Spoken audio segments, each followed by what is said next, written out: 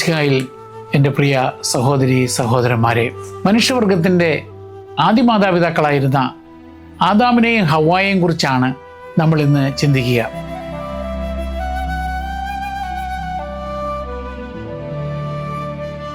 ദൈവം ഈ പ്രപഞ്ചത്തെ സൃഷ്ടിച്ചപ്പോൾ അതിൻ്റെ ലക്ഷ്യവും ക്ലൈമാക്സും അല്ലെങ്കിൽ പരകോടിയും ആദാമിൻ്റെയും ഹവ്വായുടെയും സൃഷ്ടിയായിരുന്നു. ആദാമിൻ്റെയും ഹവ്വായുടെയും വിവരണങ്ങളിലൂടെ നമുക്ക് ലഭിക്കുന്ന ചില സത്യങ്ങളുണ്ട്.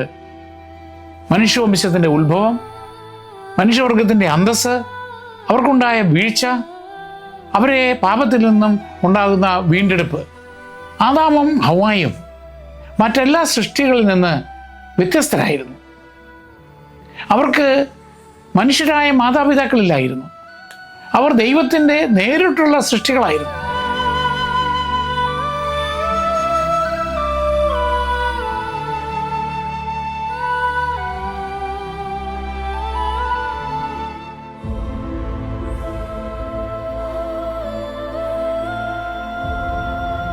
ദൈവം നേരിട്ടാണ് അവരെ വിവാഹത്താൽ ബന്ധിപ്പിച്ചത്. അവർക്ക് ദൈവവുമായി വ്യക്തിപരമായി നേരിട്ടും അടുത്ത ബന്ധമുണ്ടായിരുന്നു. അവർ ദൈവവുമായി നേരിട്ട് സമ്പർക്കത്തിലേർപ്പെട്ടു. ഉൽപ്പത്തി പുസ്തകം 3-ാം അധ്യായം 8 മുതൽ 22 വരെയുള്ള വാക്യങ്ങൾ. ആദാമും ഹവ്വായും കുട്ടികളെ പോലെ പാപരഹിതരും ലജ്ജയില്ലാത്തവരുമായിരുന്നു. ഉൽപ്പത്തി പുസ്തകം 2:25, 3-ാം അധ്യായം 7. അവർ കഷ്ടപ്പാടുകളിൽ നിന്നും മരണത്തിൽ നിന്നും വിമുക്തരായിരുന്നു. മൃഗങ്ങളിൽ നിന്നും മറ്റ് ജീവികളിൽ നിന്നും വ്യത്യസ്തമായി ദൈവത്തിൻ്റെ പ്രതിച്ഛായയിൽ സാദൃശ്യത്തിലുമാണ് അവർ സൃഷ്ടിക്കപ്പെട്ടത്.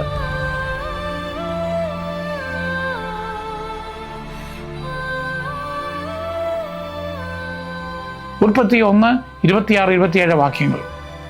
ദൈവം അവർക്ക് ബുദ്ധിശക്തി, സ്വതന്ത്ര ഇച്ഛാശക്തി, ധാർമ്മിക ഉത്തരവാദിത്വം എന്നിവയോടെ അമർത്യമായ ആത്മാവിനെ നൽകി.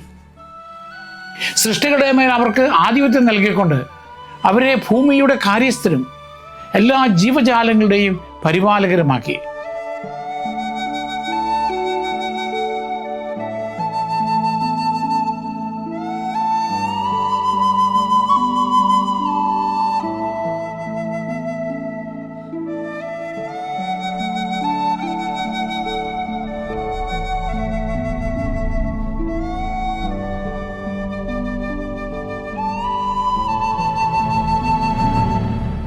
ഉൽപ്പത്തി 1:28. ആദാമിനും ഹവ്വായ്ക്കും ധാർമ്മിക സ്വാതന്ത്ര്യം നൽകി.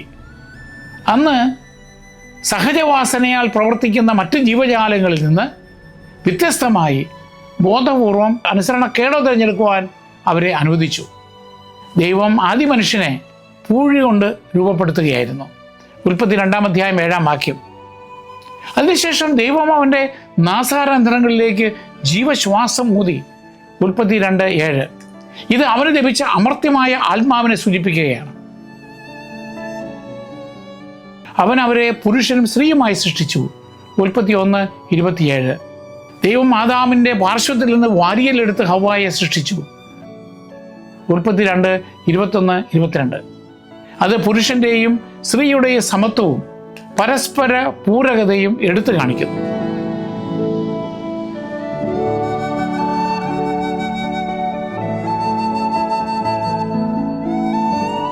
ആദ്യ സ്ത്രീയെ കണ്ടപ്പോൾ ആദ്യ മനുഷ്യന് സന്തോഷമായി.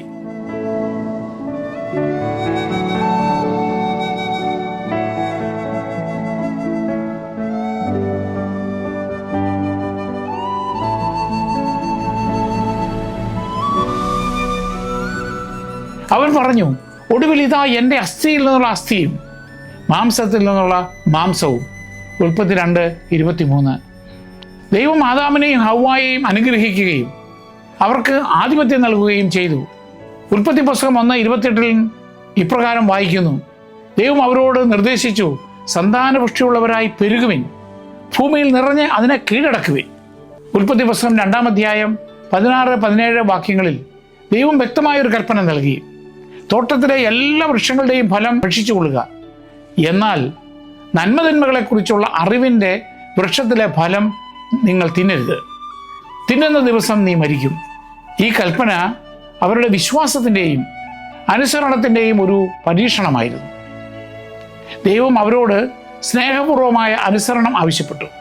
എന്നാൽ ആദാമും ഹവ്വായും ദൈവത്തിൻ്റെ പ്രതീക്ഷകൾ നിറവേറ്റുന്നതിൽ ദയനീയമായി പരാജയപ്പെട്ടു. ദൈവം അവരിൽ നിന്ന് അഭികാമ്യമായ ഒന്ന് തടഞ്ഞു വയ്ക്കുകയാണ് എന്ന് സർപ്പം അവരോട് സൂചിപ്പിച്ചു.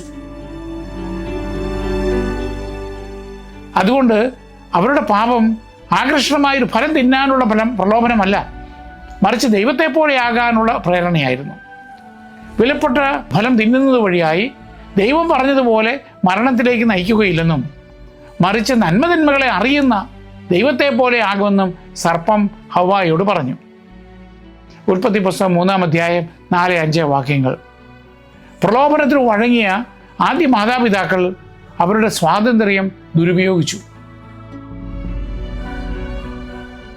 ദൈവമില്ലാതെ ദൈവത്തെ പോലെയാകുവാൻ ശ്രമിച്ചുകൊണ്ട് അവർ ആദ്യ പാപം ചെയ്തു.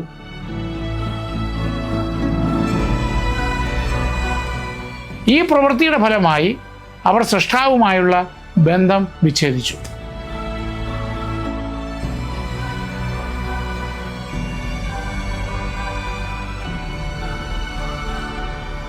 പാപം മൂലം അവർ ദൈവത്തിൽ നിന്നും അകന്നുപോയി.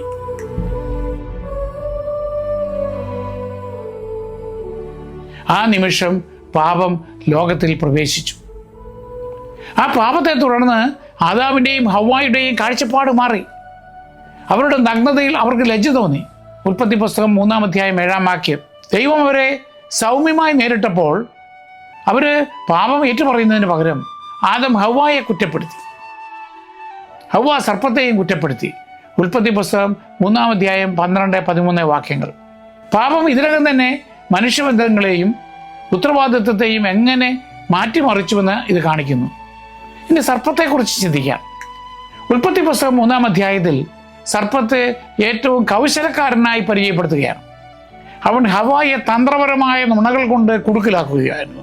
ഉൽപ്പത്തി പുസ്തകം 3-ാം അധ്യായം 1 മുതൽ 5 വരെ വാക്യങ്ങൾ. ഈ സർപ്പം ഒരു സാധാരണ പാമ്പല്ല. അത് പിശാചായ സാത്താൻ്റെ ബാഹ്യ ആവിഷ്കാരമാണ്. പാപത്തെ നിബന്ധിച്ച ശക്തനായ ഒരു മാലാഖ സർപ്പത്തെ ഒരു ഉപകരണമായോ പ്രതീകമായോ ഉപയോഗിച്ചു. പാപത്തിൽ നിബന്ധിക്കാനോ സർപ്പത്തെ പോലെ നമ്മെ പ്രലോഭകരാക്കാനോ പിശാചിന് നമ്മെയും പ്രേരിപ്പിക്കാം.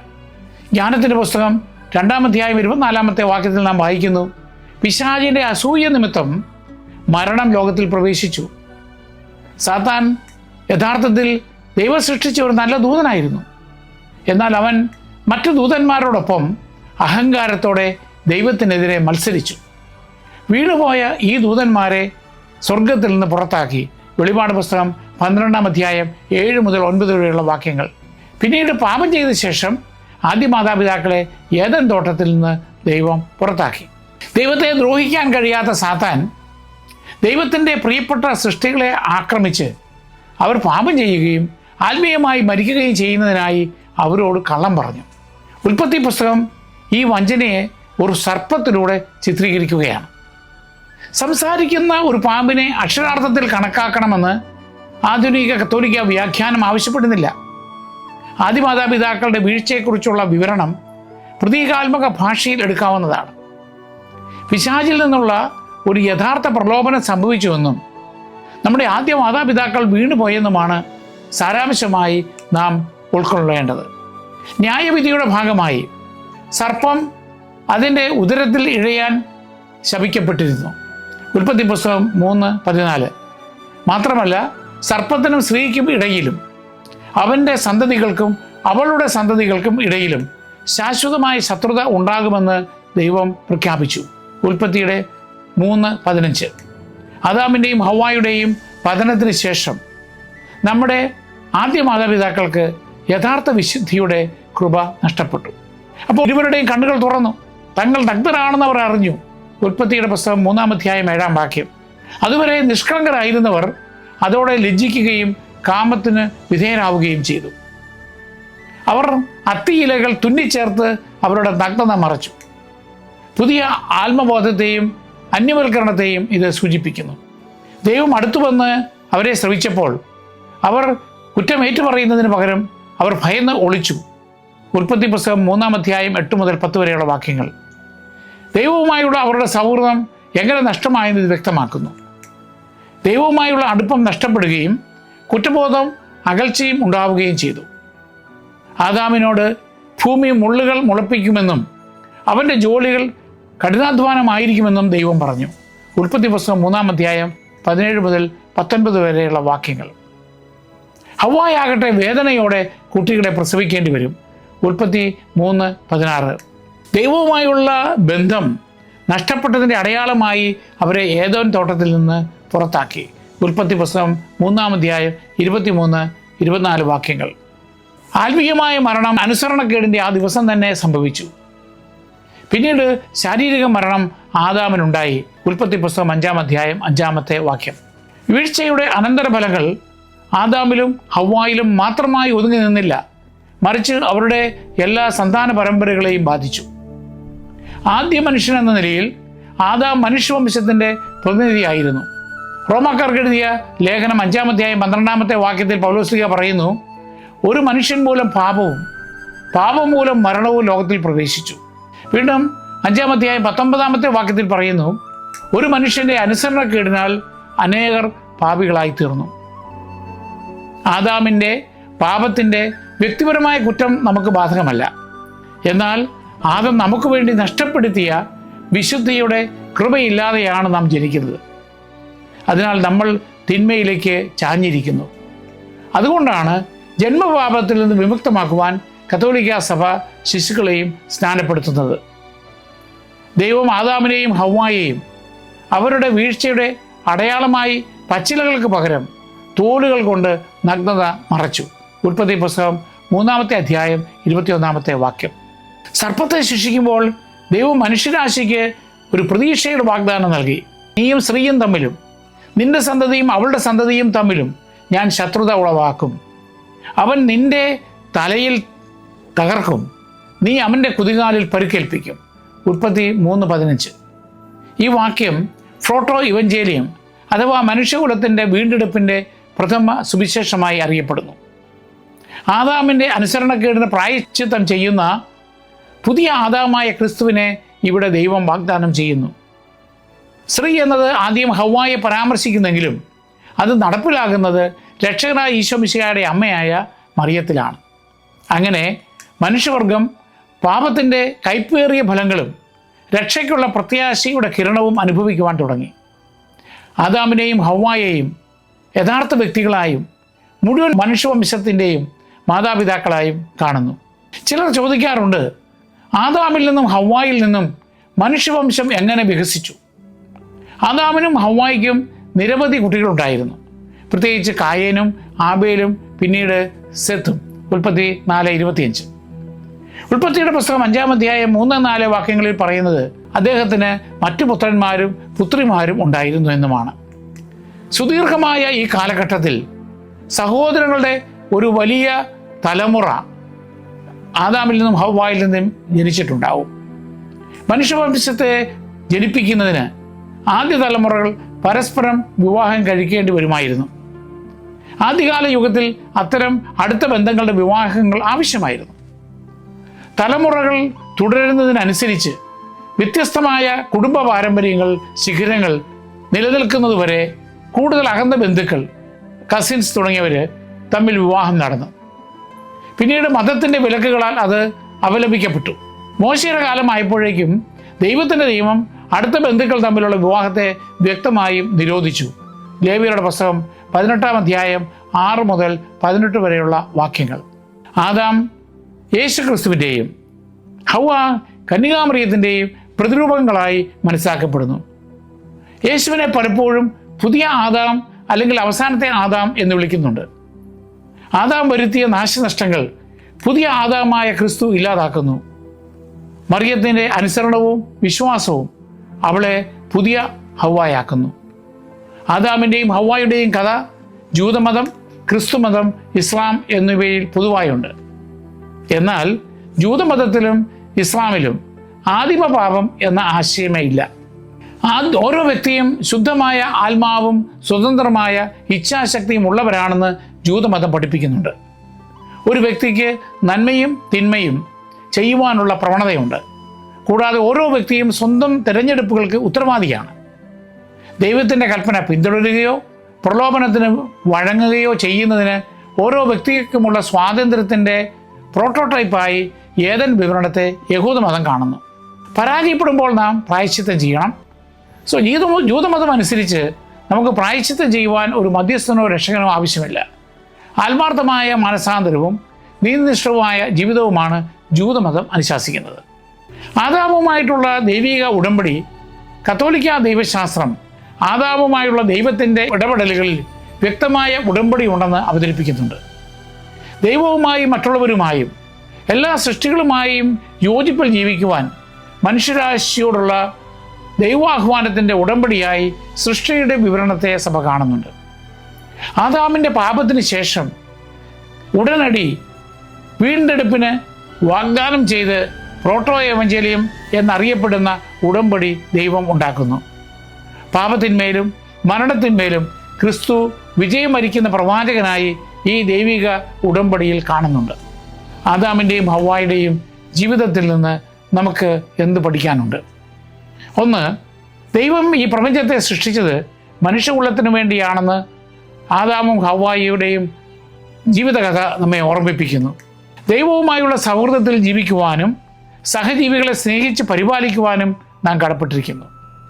രണ്ട്, ദൈവത്തിൻ്റെ ഛായയിലും സാദൃശ്യത്തിലുമാണ് നാം സൃഷ്ടിക്കപ്പെട്ടിരിക്കുന്നത്. ഓരോ മനുഷ്യനും ദൈവത്തിന് മുമ്പിൽ കുലീനനും വിലപ്പെട്ടവനുമാണ്. ആ അർത്ഥത്തിൽ എല്ലാ മനുഷ്യരെയും നാം ബഹുമാനിക്കണം.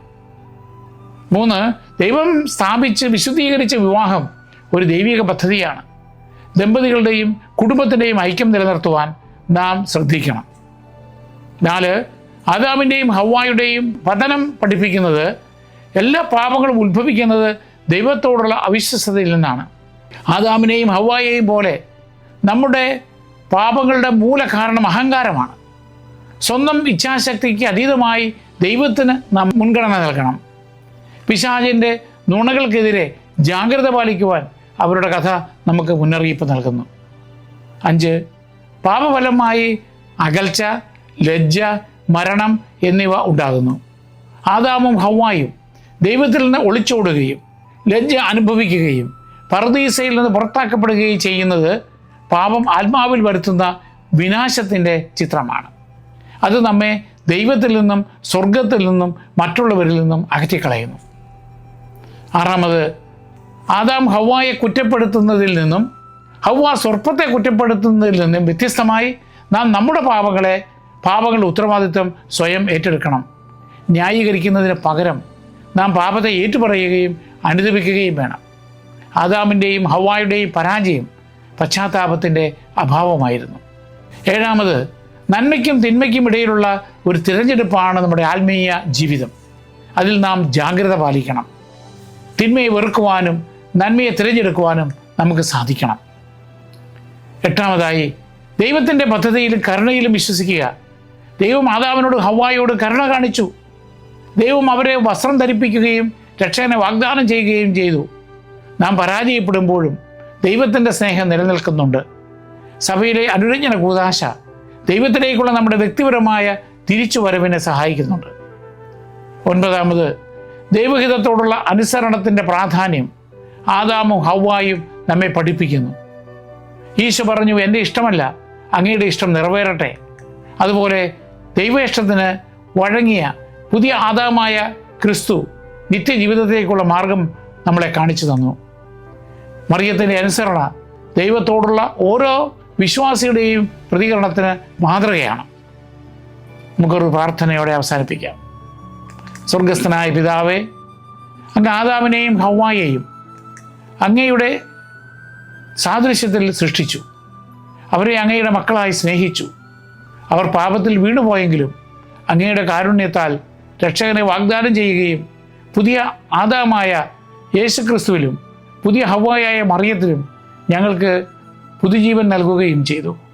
കർത്താവെ, അവരുടെ ജീവിതാനുഭവത്തിൽ നിന്ന് പഠിച്ച് എപ്പോഴും അങ്ങയിൽ വിശ്വസിക്കുവാനും അങ്ങയുടെ തിരുവിഷ്ടം അനുസരിക്കുവാനും ഞങ്ങളെ സഹായിക്കണമേ.